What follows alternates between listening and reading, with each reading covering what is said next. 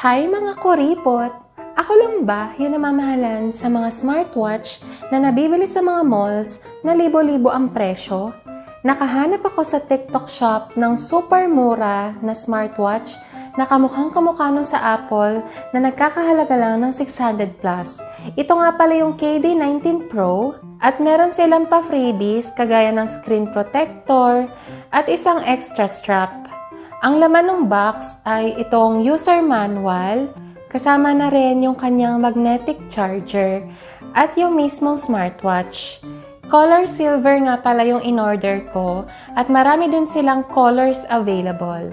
Sobrang nagustuhan ko nga to kasi kahit na mura lang siya ay mukhang mamahalin talaga. Sa unang tingin nga ay hindi mo aakalain na hindi ito yung original. Tapos, tinry ko nang ikabit yung extra strap niya na color white kasi mas feel kong mag-white ngayon.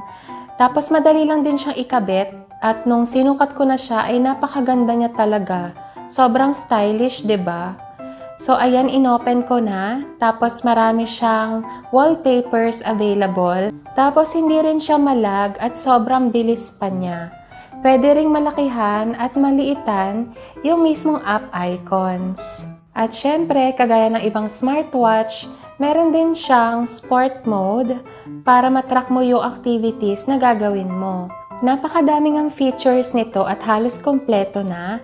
Meron na siyang 2 games, may pangkuha na rin ng heart rate, blood oxygen, at BP monitoring. At meron na rin siyang built-in na mga social media apps.